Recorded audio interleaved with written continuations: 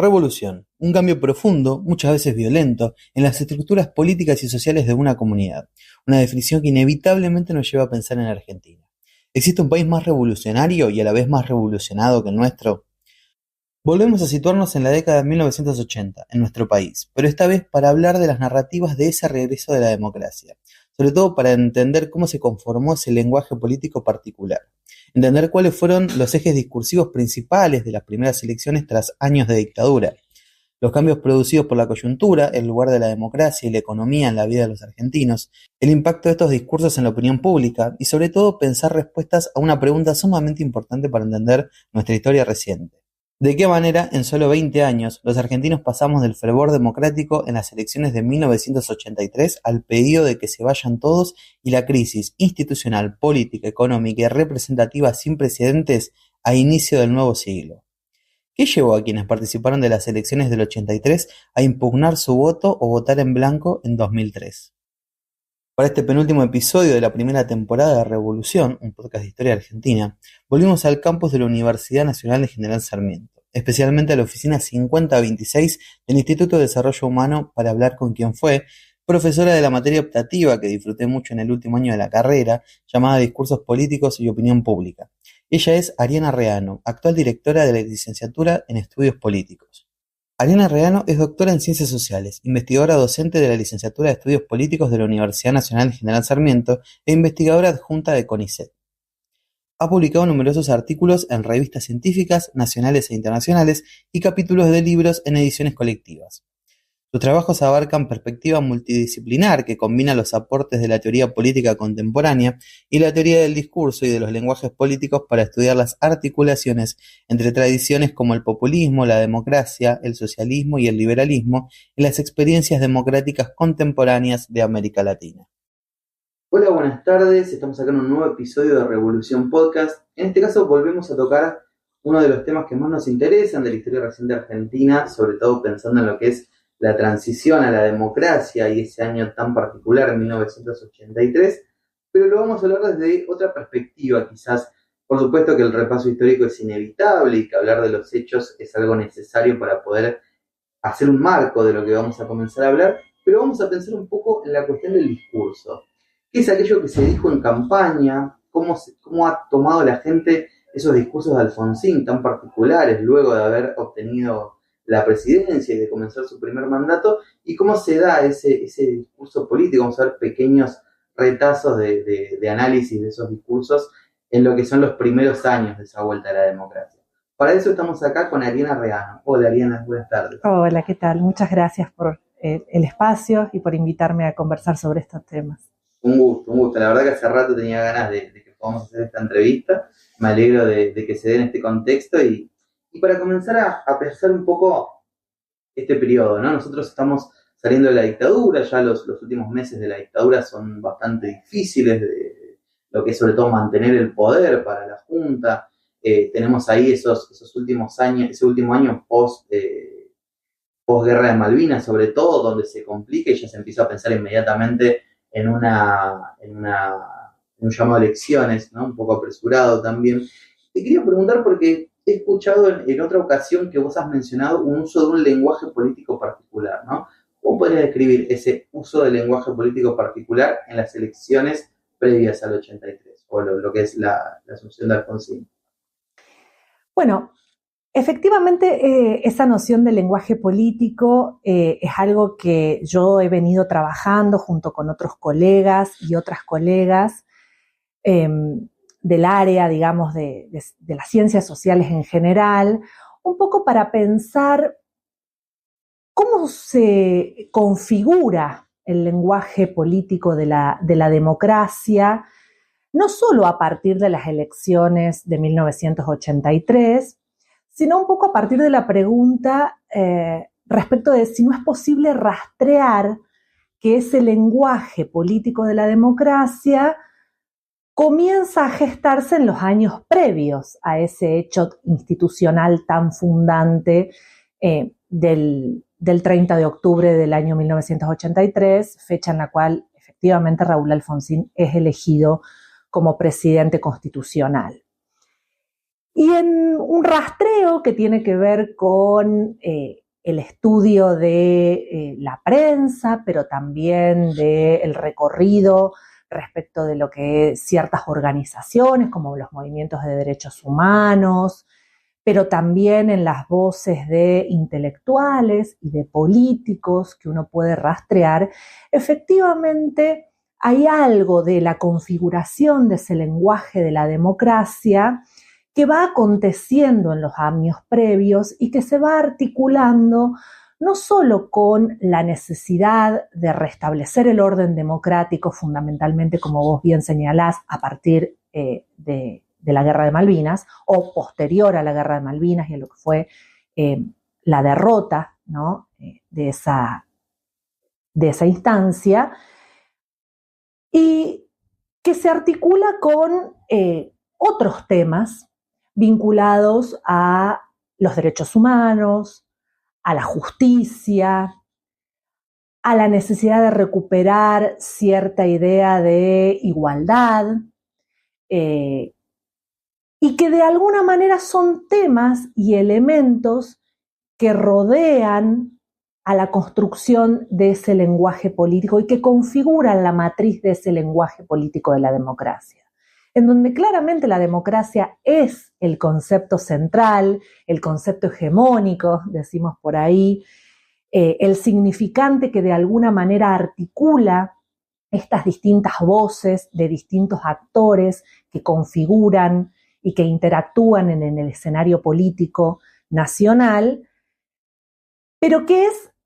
el articulador de un conjunto de sentidos distintos y plurales que convergen, ¿no?, en la disputa por ese sentido de la democracia. En ese sentido es que en algunos escritos, junto con algunos colegas, nos hemos animado a nombrar a esta configuración como el lenguaje político de la democracia, ¿no? Entendemos que algo de la especificidad de ese lenguaje que comienza a tramarse en los años previos al año 1983 y que por supuesto continúa después, tiene que ver con esa articulación de múltiples sentidos y que trabajan o recuperan distintos temas. Derechos humanos, justicia, igualdad, cuestiones que tienen que ver con tramitar la situación económica y que se van a ver, por supuesto, potenciados un tiempo después.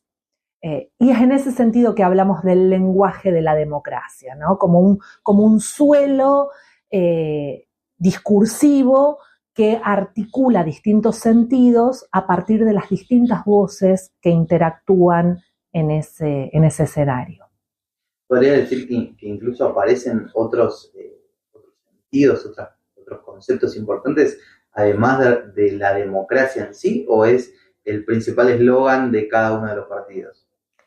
Bueno, un poco como te decía recién, ¿no? La democracia, sobre todo en los primeros años y por supuesto en los discursos de campaña del propio Raúl Alfonsín y también de los otros candidatos, es el significante, ¿no?, hegemónico de la época. En realidad uno podría pensar, y en esto la politología lo ha dicho mucho y muchas veces, que el clivaje autoritarismo-democracia o dictadura-democracia es de alguna manera el que articula y el que ordena esas distintas voces que proliferan en el espacio público, ¿no? Para ubicarnos o de un lado o del otro lado de la frontera, del autoritarismo o de la democracia. Entonces, en ese sentido, es cierto que la democracia es un significante hegemónico. Lo que a nosotros nos interesa o nos interesaba destacar en algunos estudios y en algunos rastreos de discursos, como te comentaba recién, es que aun cuando ese significante democracia fuera lo suficientemente relevante, también era un significante disputado, ¿no? Es decir, cuando uno recorre los sentidos de la democracia que proliferan en la escena pública y en la escena sobre todo del debate público de esos años, de los fines de la dictadura y sobre todo de los primeros años de la recuperación democrática, es posible advertir que conviven un conjunto de sentidos en torno a qué era la democracia, ¿no?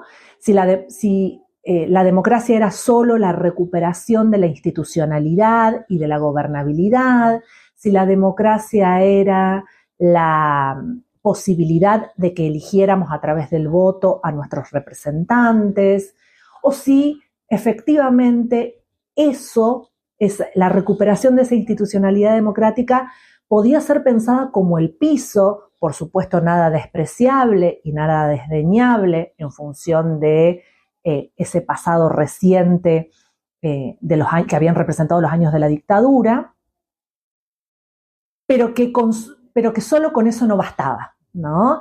Sino la pregunta, sobre todo, y esto va a aparecer muy fuerte en los sectores del peronismo y del socialismo, básicamente, era si no le podíamos pedir algo más a la democracia, es decir, si no podíamos pensar en una democracia más robusta, más consistente, más sustantiva, se decía en la época, que pudiera venir a llenar de contenido a esas instituciones que, vuelvo a repetir, era necesario recuperar, pero sobre todo reconstruir, establecer y afianzar en orden a poder mantener un sistema institucional estable,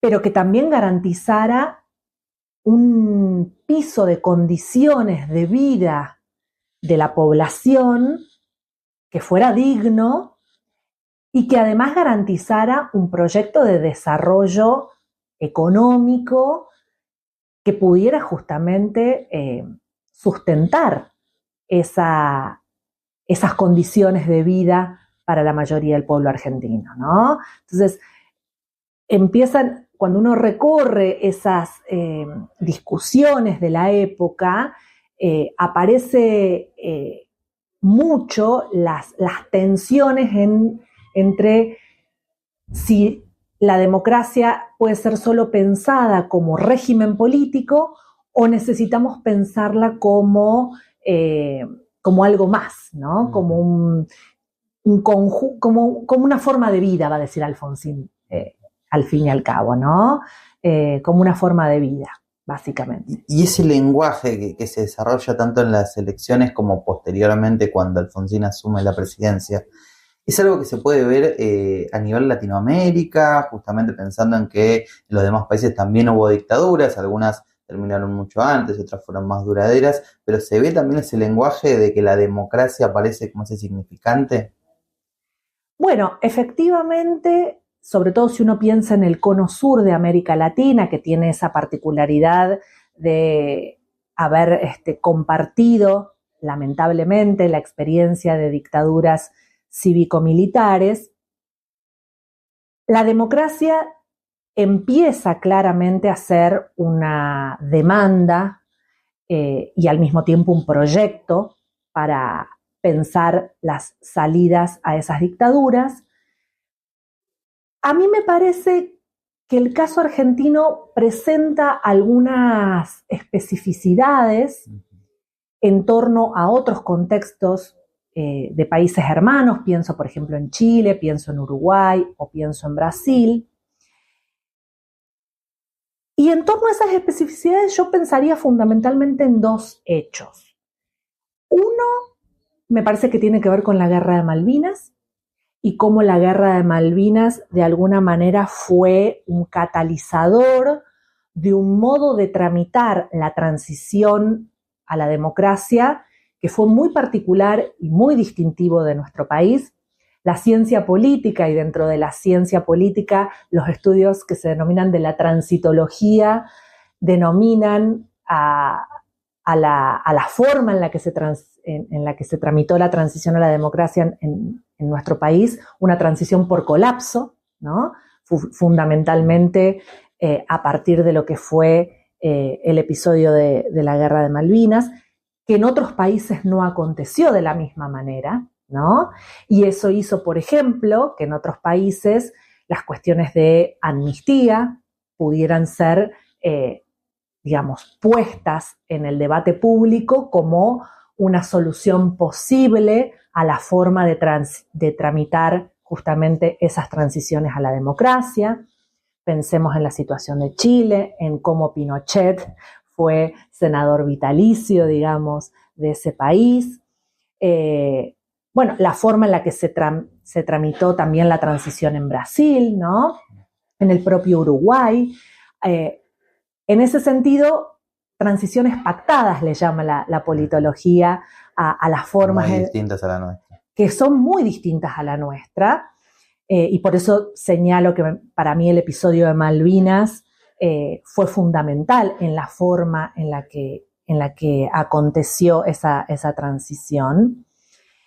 Y a partir de ese episodio, yo no diría que como una consecuencia directa, pero sí como parte, digamos, de lo que sobrevino a Malvinas, es como tiempo después, y ya asumido Alfonsín como presidente de la Nación, se abordó una política de memoria, verdad y justicia en torno a cómo se procesaron los crímenes de lesa humanidad durante la dictadura militar, a partir del ejemplar juicio a las juntas que tuvo nuestro país durante el gobierno de Raúl Alfonsín, que también fue un episodio, digamos, muy singular de nuestra historia política reciente, que no se reprodujo de la misma manera en nuestros países hermanos, que también transitaron por dictaduras cívico-militares y por episodios de crímenes de lesa humanidad. Es decir, en países como los que acabo de nombrar, no hubo un juzgamiento ejemplar del modo en el que ocurrió en Argentina a los responsables de esas atrocidades. Me parece que en ese sentido, entonces, esos son como dos hitos que marcan una singularidad para el caso argentino y que imprimen una connotación distinta respecto del modo en que la democracia y que la transición a la democracia fue pensada en cada uno de estos países, ¿no? En ese sentido, yo me animaría a decir que en países como Chile fundamentalmente y como Uruguay, pero sobre todo en Chile, la impronta institucionalista en relación al discurso de la democracia fue mucho más fuerte que en países como el nuestro, en donde quizás, no digo que no estuvo presente, pero sí esta disputa por el sentido de la democracia en un sentido más complejo, más robusto, que incorporara pero que al mismo tiempo trascendiera la dimensión puramente institucionalista de la democracia, fueron más fuertes, me parece a mí. Muy bien. Y tomo ahí vos marcabas el último hito en Argentina de 1985, con la importancia que tuvo justamente el juicio a las juntas. Podríamos decir que esa etapa marca un poco un antes y un después, pensando en cómo la gente veía y respondía al discurso de Alfonsín de la democracia, pensando sobre todo con lo que van a ser el levantamiento de la tablada, con lo que van a ser las leyes que un poco contradicen esa pasión democrática del momento, ¿no? Hablábamos con Laura Reborati en el capítulo pasado, nos contaba un poco cómo las víctimas de la dictadura vivieron esa situación de las leyes que beneficiaban, la situación judicial de los represores. ¿Sentís que hubo un cambio ahí, sobre todo, primero pensando en el discurso y pensando un poco también en la recepción de la gente, en torno a cómo tomó esas medidas por parte de Alfonsín? A ver, a mí me parece que claramente el juicio a la Junta fue un juicio ejemplar, un juicio que en su momento despertó, por supuesto, mucho entusiasmo, sobre todo en los organismos de derechos humanos que demandaban, por supuesto, una justicia plena, total, si se quiere, pero que evidentemente las las circunstancias, el modo y la vorágine de esa coyuntura tan particular. Se muestra muy bien esto en la película 1985, respecto de, bueno, el manejo de los tiempos institucionales y de los tiempos políticos, que también me parece que es algo interesante a tener en cuenta para pensar el modo y el momento y la coyuntura en la que ese juicio fue llevado a cabo, hizo por supuesto que para buena parte de la población y sobre todo para los organismos de derechos humanos tuviera gusto a poco, ¿no? Tuviera gusto a poco en el sentido de que hubo una decisión que finalmente fue la que prosperó de enjuiciar a los principales responsables y no a los mandos medios, ¿no? En ese sentido, fue, como digo, tuvo gusto a poco y la sensación es que se podría haber avanzado mucho más. Eso me estoy refiriendo a cuál fue la lectura en contexto. Uno podría decir también que algo, digamos, de esto Alfonsín ya había anunciado en campaña. Alfonsín, en sus discursos de campaña, es uno de los principales candidatos en generar de alguna manera un compromiso y, si se quiere, una ligazón de sentido entre la democracia y los derechos humanos. Fue uno de los primeros candidatos que además también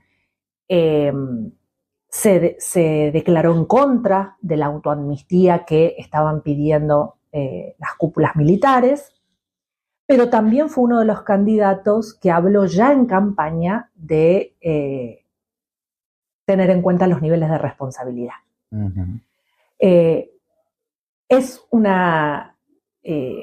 momento, digamos, que generó ciertas controversias, pero lo cierto es que Alfonsín ya había hablado en campaña de los niveles de responsabilidad. En ese sentido, uno podría decir que finalmente la decisión que terminó prosperando, por más que, por supuesto, la coyuntura y el momento y lo que se suele denominar a veces en política la correlación de fuerzas haya hecho que finalmente haya sido esta la forma en la que prosperó, digamos, la de solo enjuiciar, me refiero a los principales responsables, era algo que ya había sido de alguna manera por lo menos deslizado en la campaña.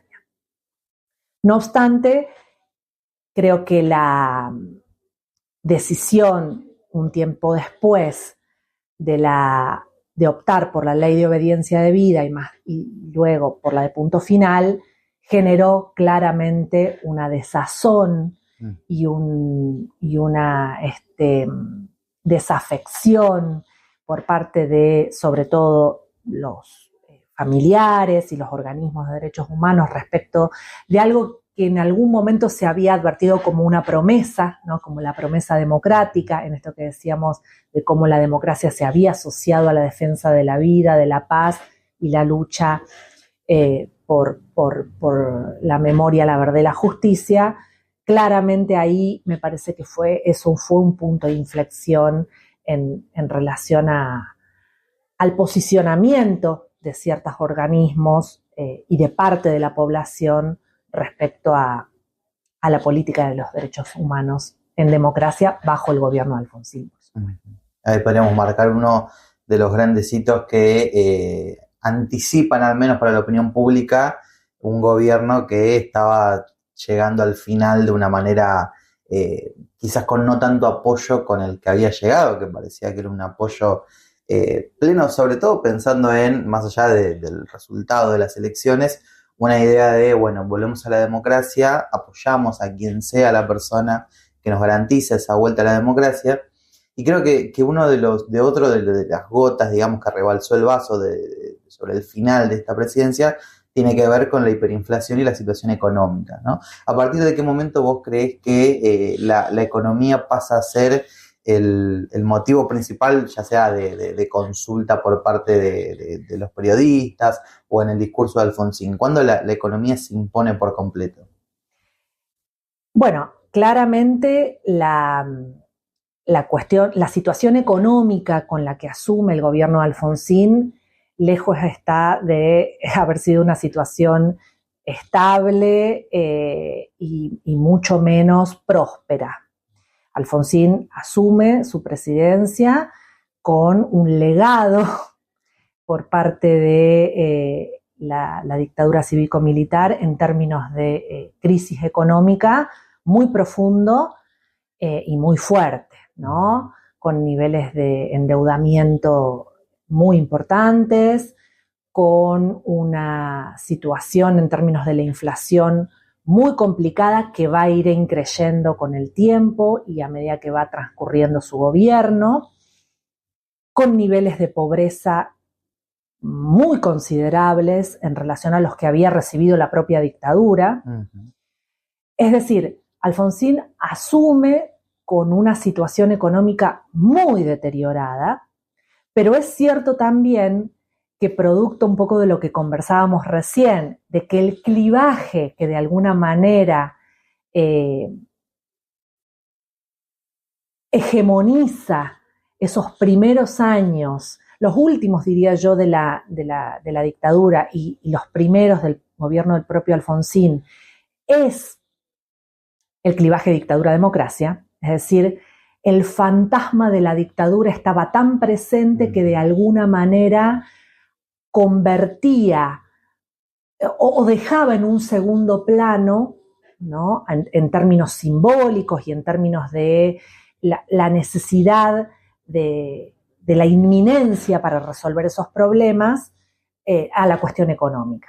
Lo que quiero decir con esto es que no estaba presente, estaba muy presente y desde los inicios, solo bueno, que en términos de la modulación de los tiempos, claramente fue prioritaria la demanda de reparación en términos de la posibilidad de enjuiciar a los responsables principales de los crímenes de lesa humanidad que la resolución de los temas económicos.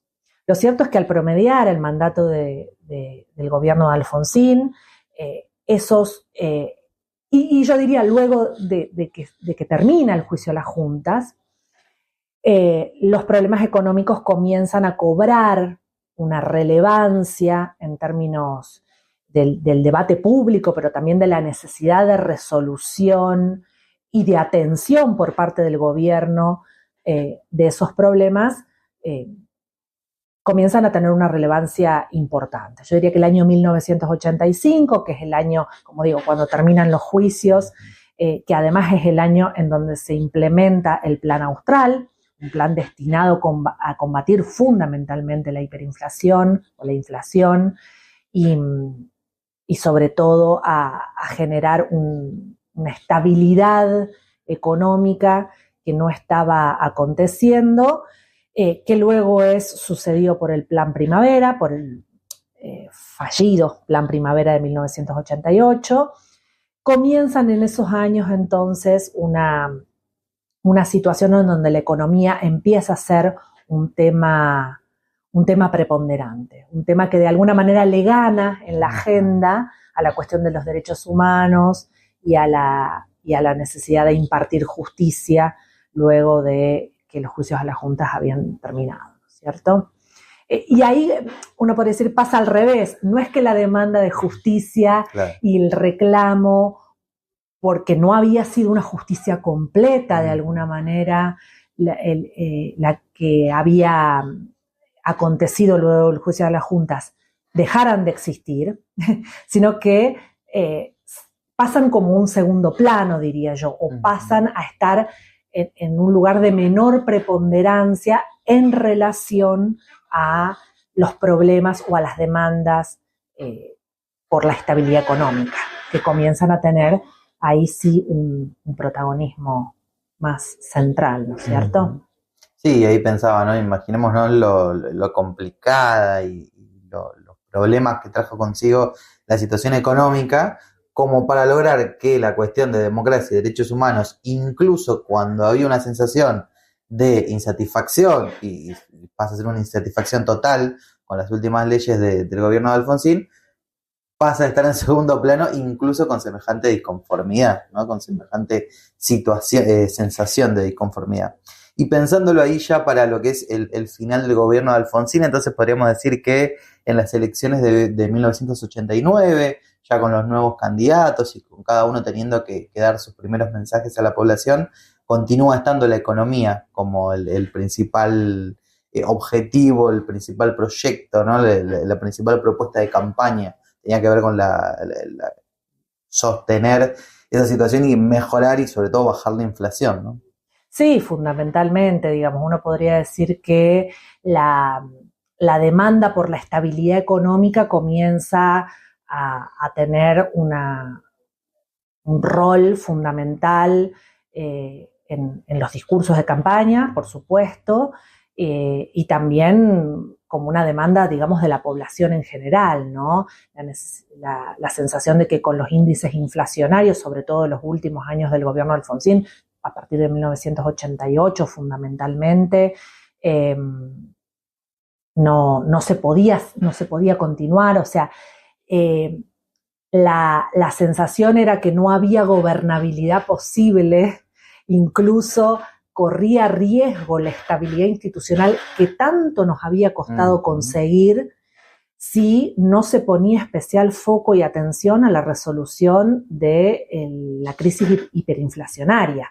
La crisis galopante, decían los medios en ese momento, así la titulaban, y esa era una idea de la que se reapropiaban los candidatos, fundamentalmente el principal candidato del peronismo, o uno de los principales candidatos del peronismo, que luego terminó siendo electo presidente, me estoy refiriendo a Carlos Saúl Menem, pero también, y esto es algo interesante para destacar, es una idea que fue reapropiada por la mayoría de las fuerzas políticas que formaban parte no solo del debate público de esos finales de los años 80, sino que también tenían sus candidatos en competencia para las elecciones, ¿no? La situación de la crisis, de cómo solucionar o cómo abordar, cuál era el mejor plan para solucionar esa crisis, para abordar esa crisis galopante, expresada por supuesto en los índices hiperinflacionarios que se empiezan a registrar a partir de ese último tramo del gobierno de Alfonsín, y acelerar, por supuesto, conforme pasa el tiempo. Y al mismo tiempo, como digo, es una idea que es reapropiada por las distintas fuerzas políticas, ¿no? No es una idea que solo proviene del sector más conservador del peronismo, sino que en las mismas voces del radicalismo y del quien fue en su momento el candidato, que fue Angelos, la necesidad de discutir cómo afrontar esa crisis y sobre todo un cierto consenso, diría yo, en que hay un conjunto de reformas económicas que suponían cierto ajuste. Era un discurso que era bastante compartido por la multiplicidad de las fuerzas políticas. No olvidemos tampoco que durante la última parte del gobierno de Alfonsín ya comienzan a producirse a tomarse algunas decisiones que luego, por supuesto, van a ser afianzadas y multiplicadas en el gobierno de Menem, que tienen que ver con los procesos de privatizaciones, y la reforma del Estado ya empieza a ser un tema de discusión y de debate público entre las distintas fuerzas políticas, la idea de que tenemos un Estado ineficiente y que es necesario modernizarlo, reformarlo, transformarlo. Todos esos son elementos que forman parte del discurso de la época, que se los solemos atribuir al discurso menemista, pero que ya formaban parte de ese discurso más general del final del gobierno de Alfonsín, ¿no? Era un discurso que estaba disponible y del cual las distintas fuerzas políticas se lo reapropiaban, por supuesto, con distintos matices, con distintas modulaciones. Alguien como Cafiero, por ejemplo, que formaba parte del ala más renovadora del peronismo y que es quien fue a las internas con Menem y que luego las pierde, era alguien que también entendía que había que pensar esa reforma del Estado, pero bueno, con matices, por supuesto, ¿no? Lo que quiero decir es que el discurso sobre cómo pensar la forma en la que le hacemos frente a la escalada hiperinflacionaria, cómo le hacemos frente y le damos solución a esta crisis galopante producto de esa crisis hiperinflacionaria, era un discurso que excedía el discurso de la propia fuerza, digamos, más conservadora del peronismo de la época, ¿no? Incluso parte de ese mensaje que da Menem también una vez ya que asume la presidencia, hay una cuestión, por un lado lo que mencionabas vos, de un Estado ineficiente, que es necesario reformarlo y ajustarlo, y al mismo tiempo una visión de ustedes como parte de esta nación argentina tienen que ajustarse a sí mismos porque el Estado lo necesita. Sí, absolutamente, sí, absolutamente. Cuando yo digo que hay matices, tiene que ver con estas discusiones, ¿no? Un poco Cafiero lo que decía es indefectible que hay que hacer un ajuste, lo que tenemos que discutir es quién lo paga, ¿no? Es indiscutible que el Estado en muchas áreas funciona mal. Lo que tenemos que discutir es si la solución es que el Estado se retire por completo o logramos pensar en una forma de un Estado más eficiente, ¿no? Entonces, pero indefectiblemente, digamos, el diagnóstico es un diagnóstico bastante compartido. Los matices estaban puestos respecto de, bueno, cuán profundo ir con ese plan de reformas, ¿no? Que luego, por supuesto, es, digamos, llevado a cabo por el menemismo, ¿no? Por Menem ya cuando asume la presidencia. Exactamente. Y pensaba también, ¿no? Como otra parte fundamental del gobierno de Menem tiene que ver también con recuperar en su discurso esta cuestión de la democracia y los derechos humanos, ¿no? Sin embargo, es un poco distinto a lo que veíamos sobre todo en las como una especie de unanimidad que se daba en las elecciones del 83 y después con la presidencia de Alfonsín. ¿Podrías comentarnos algo acerca de este nuevo discurso que da Menem sobre democracia? Yo no diría que el discurso de Menem fue un discurso asentado sobre la noción de democracia. Me parece que si hay algo, digamos, que caracteriza al pasaje de ese primer gobierno post-dictadura, que fue el gobierno de Alfonsín, al segundo gobierno post-dictadura, que fue el gobierno de Menem, es cierta garantía de que había algo, al menos en la dimensión institucional, que estaba garantizado, que era el pasaje de un gobierno elegido por el mandato del pueblo a través de las urnas a otro del mismo calibre.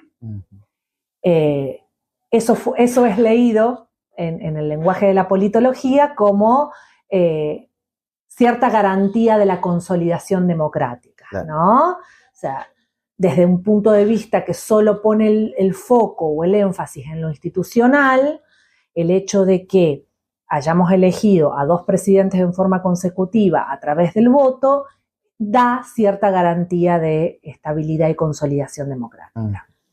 Con lo cual, digo, la democracia parecía o pareciera no haber estado en peligro. Más bien, el hecho de que Menem asumiera, habiendo sido elegido a través del voto, era la garantía de que la democracia estaba consolidada.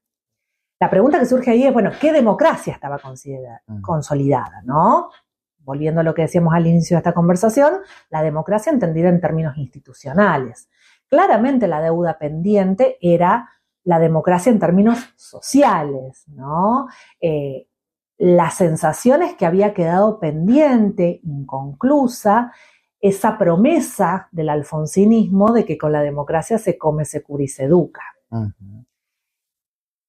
Lo cierto es que la crisis económica expresada en la hiperinflación del final del gobierno de Alfonsín y del primer año y medio, diría yo, del gobierno de Menem, no olvidemos que el gobierno de Menem transita su primer año sin poder generar la estabilidad de la economía que luego logró a partir de la ley de convertibilidad, pero que eso fue recién a partir del año 91. Menem tuvo un año y medio también de mucha inestabilidad en términos económicos. El foco estaba puesto ahí, ¿no? En cómo garantizar la estabilidad económica, ya no la estabilidad política. Claro. Entonces yo diría que ahí la democracia no era el concepto articulador por excelencia como lo había sido en el inicio del gobierno de Alfonsín o en lo que denominamos el contexto de la transición a la democracia. Así que el foco estaba puesto en la estabilidad económica y en cómo garantizar esa estabilidad económica a partir de un proceso de reformas estructurales que fueron las que después llevó a cabo en su gestión de gobierno, en sus dos gestiones de gobierno, ¿no? Por supuesto, pero digo, pensando en lo que es la dictadura, los represores, la cuestión del juicio a las juntas, Menem va a tener una posición distinta, ¿no? Va a tener una posición más ligada al consenso, ¿verdad? Sí, ahí el discurso que dominó, digamos, fue el de pacificación. ¿No? Muy parecido, para recuperar algo de lo que conversamos hace un ratito, y muy en línea a lo que había acontecido en los países vecinos, ¿no? A una política de pacificación nacional, de perdón, y de garantizar, digamos, ese status quo, digamos.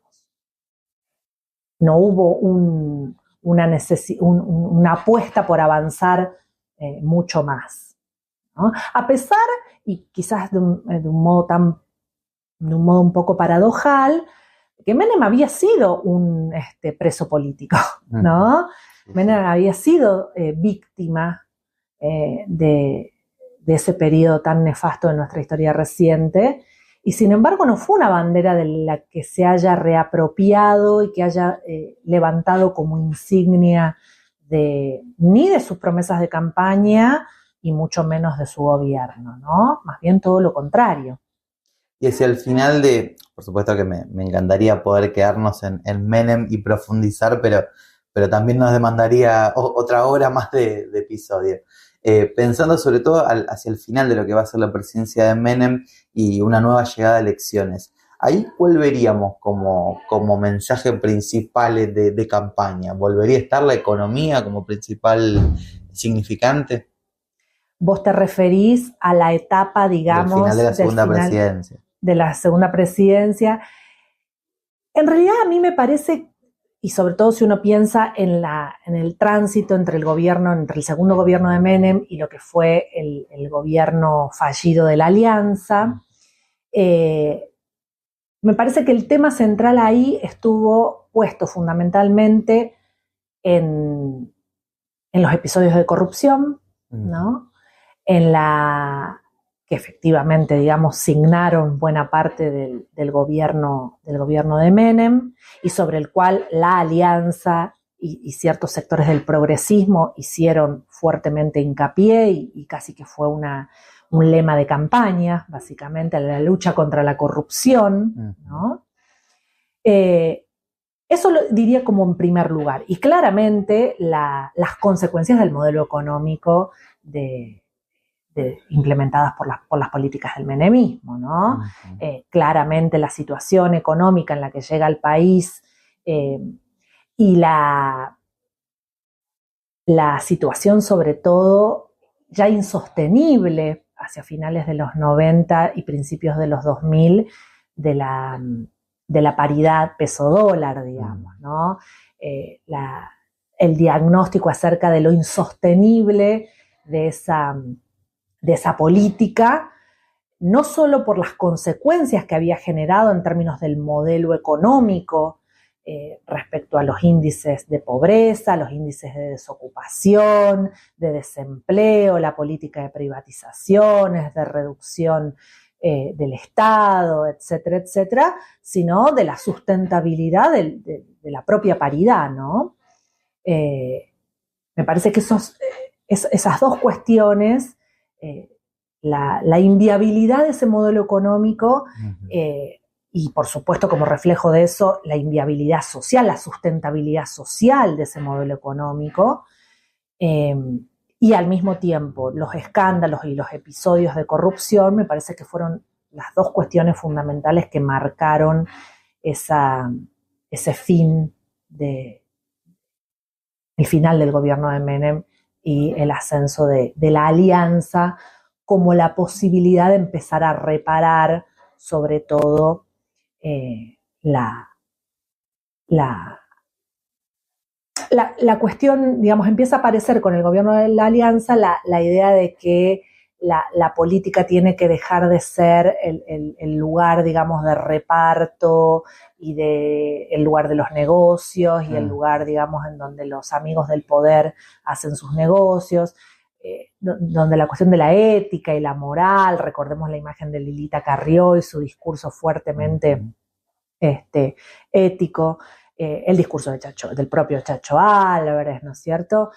Reivindicando una dimensión más moral de la política, son los que de alguna manera hacen que, bueno, finalmente la alianza gane las elecciones a inicios del 2000, ¿no es cierto? Y haciendo un poco un repaso de lo que venimos hablando, estamos desde las elecciones del 83 hasta esta etapa en 2001, donde, como vos mencionabas, hay un gobierno fallido por parte de la alianza. Pensaba cómo se podría explicar quizás ese fervor democrático que se da en primera instancia en el 83, previo a las elecciones, los propios resultados de las elecciones, una gran cantidad un porcentaje de participación muy grande, que se ve contrastado quizás con esa imagen del 2001 que nos deja un pedido explícito de la gente de que se vayan todas las personas que formaban parte del gobierno, que les deja muy poca legitimidad a esos presidentes que van a intentar solucionar ese desastre económico, social y político en una semana que va a ser fatídica justamente para la Argentina. Pensar un poco cómo se llega desde ese fervor democrático al que se vayan todos, viendo que dimos un par de pistas en lo que es este intercambio. Hablamos de primero la cuestión de los idas y vueltas con cuestión a derechos humanos y los juicios a los militares, hablamos de la situación económica, hablamos de corrupción, pero ¿cómo podrías hacer un poco ese repaso de cómo se llega del fervor democrático del 83 al que se vayan todos del 2001? Bueno, yo creo que ese fervor democrático de los primeros años 80 son explicados o tienen que ser explicados y pueden ser entendidos justamente en función de la situación previa de la que veníamos, ¿no? Una situación en donde claramente la proscripción, la violencia, la imposibilidad de expresar ideas diferentes, el hecho de que el Congreso haya estado cerrado, de que no pudiéramos elegir a nuestras autoridades a través del voto, la imposibilidad de la participación, básicamente, y esa apertura democrática, lo que se conoce también como la primavera democrática, que es una primavera que no solamente acontece en términos políticos y en la posibilidad de que hay una apertura del sistema político, sino en la vida en la vida misma, digamos, ¿no? El fervor cultural, la gente en las calles, récord de afiliación a los partidos políticos, actos públicos, digamos, la necesidad de recuperar el espacio público y sentir que se podía recuperar ese espacio público, digamos, ese fervor democrático se explica justamente porque se empiezan a poder hacer y a decir un montón de cosas que hasta no hacía mucho tiempo eran impensadas o imposibles. Gente regresando al país después de años de exilio, digamos. Ese fervor democrático tiene esa particularidad, ¿no es cierto?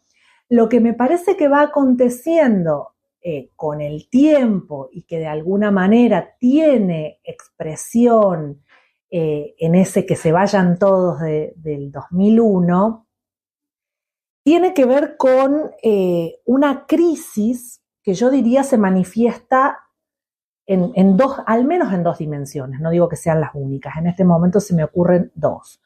Una crisis de tipo institucional, en donde efectivamente conforme pasa el tiempo, se empieza a advertir que la recuperación de las instituciones democráticas de la República, es decir, que la división de poderes, que el funcionamiento de los tres poderes del Estado, que la posibilidad de elegir a nuestras autoridades a través del voto, no son suficientes para recuperar una calidad de vida democrática.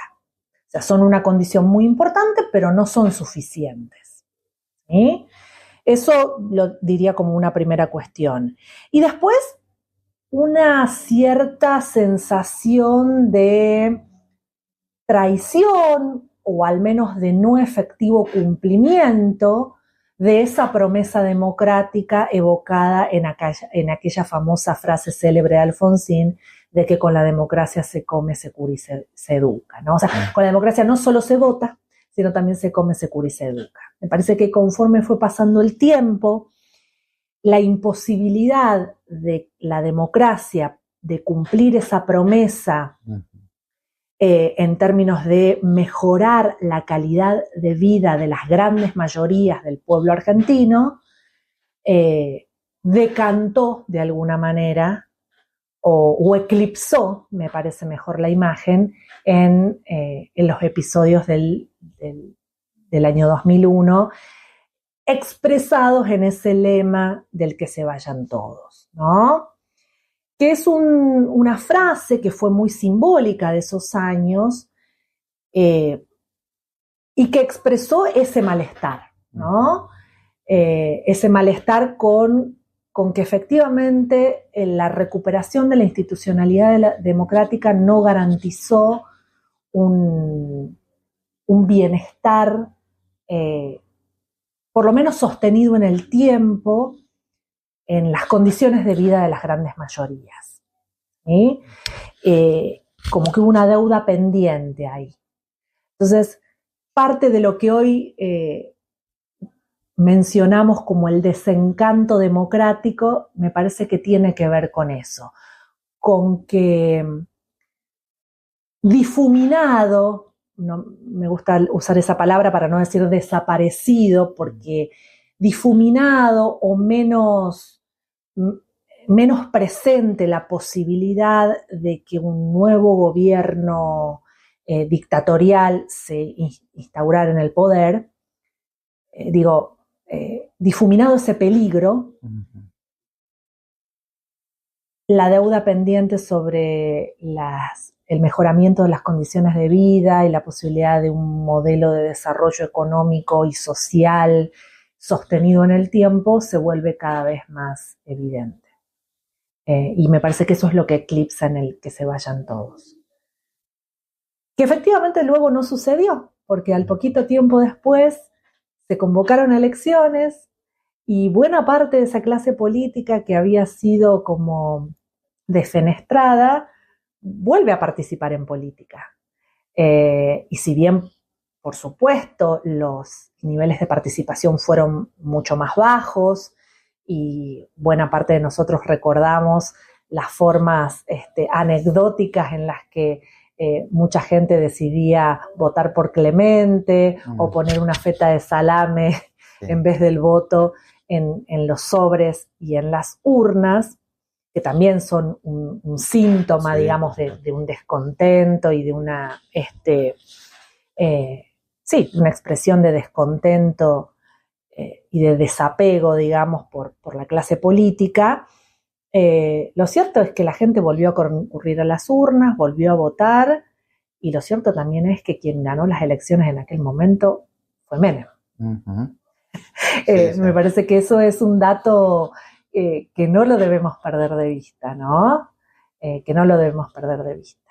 O sea, digo, que el que se vayan todos fue sintomático, pero al mismo tiempo no expresó cabalmente un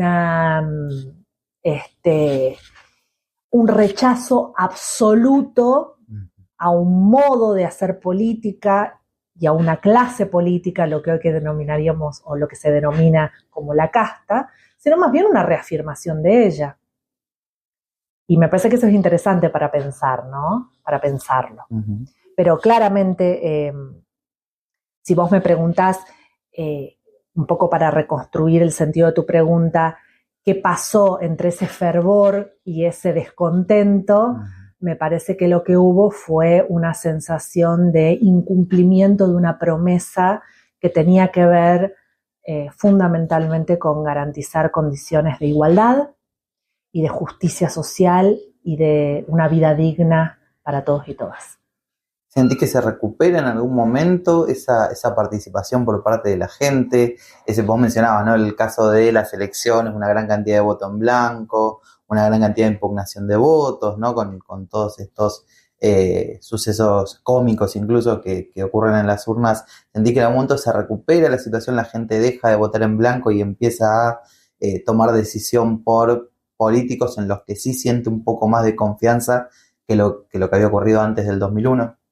Bueno, yo creo que parte de esa recuperación empieza a acontecer en las elecciones de 2007, ¿no? Digo, porque esto que señalábamos de que en las elecciones del 2003 gana Menem y finalmente la posibilidad de que Néstor Kirchner asuma la presidencia de la nación tiene que ver con que Menem se baja, digamos, de la posibilidad de un balotaje.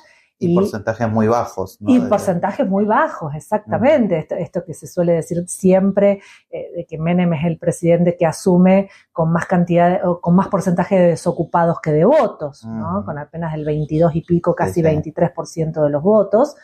Con lo cual digo, no diría que la presidencia de Néstor Kirchner fue una presidencia que tuvo una legitimidad de origen contundente, si es que por legitimidad de origen entendemos el caudal de votos. Me parece que conforme avanza ese gobierno y se va consolidando y una buena parte de la población va advirtiendo que ese gobierno forma parte de un proyecto político que al menos quiere ser pensado a largo plazo o a mediano plazo, la posibilidad de la continuidad de ese proyecto a partir de la candidatura de Cristina Fernández en 2007, me parece que ahí hay un momento en donde buena parte de la ciudadanía, que ya pudo de alguna manera comprobar o advertir que era un gobierno y un proyecto político que seguía un rumbo, que por supuesto podía tener sus detractores, pero que seguía un rumbo, pudo ser ratificado en las urnas en 2007. No recuerdo en este momento con qué caudal de votos, pero con un caudal tan importante como para que Cristina pudiera ser elegida presidenta en primera vuelta. Y en 2011 podríamos decir que se ve cómo se completa ese proceso de pasar de las presidencias de 27%, 30% a superar incluso el 50% de los votos, ¿no? Sí, claramente. Se ve cómo se consolida. Claramente. Con un conjunto de cuestiones que se dieron ahí en el medio que tienen que ver con una recuperación de la participación política, de la militancia, el surgimiento de un conjunto de organizaciones vinculadas con la participación de los jóvenes en política y demás que abonaron, digamos, a que eso fuera así, a que ese proceso fuera así y que la participación claramente fuera mucho más importante, más contundente. Uh-huh. Y para finalizar, saliendo ya un poco de la cuestión de este periodo, ¿no? Preguntando, yo siempre digo que para finalizar los capítulos solemos hacer un poco una pregunta bien general y que a nosotros, los de las ciencias sociales, nos gusta mucho, que es la de ¿por qué hacemos lo que hacemos? Siendo un poco más puntual, te pregunto, ¿por qué crees que más allá del trabajo que hacemos muchas veces los de historia, de hablar de los hechos en sí, es importante estudiar la cuestión de los discursos políticos y al mismo tiempo de las respuestas de la opinión pública, ¿no?, y de la población? Bueno, básicamente la dimensión discursiva de lo social está presente en esos hechos que vos describís. O sea, las ciencias sociales trabajamos sobre momentos, sobre coyunturas, sobre hechos, pero que son hechos que forman parte de un relato, de una mirada, de una construcción en torno al sentido de esos hechos, en donde el lenguaje y el discurso tienen un rol central. Por eso decimos que los hechos pueden tener distintas lecturas y por eso se generan las discusiones y los debates en torno al sentido de esos hechos, porque justamente el lenguaje y los discursos lo que nos permiten es mostrar no solo la polifonía, la pluralidad de miradas, de perspectivas y de voces, sino de sentidos que esos hechos adquieren en los momentos y en las coyunturas en las que estemos pensando o que estemos analizando. En ese sentido, los que trabajamos sobre análisis del discurso o con análisis del discurso, insistimos mucho en esta idea de que no es que los hechos están por un lado y los discursos están por el otro, o las palabras o el lenguaje están por el otro, sino que hechos y discurso forman parte de una articulación que está todo el tiempo retroalimentándose.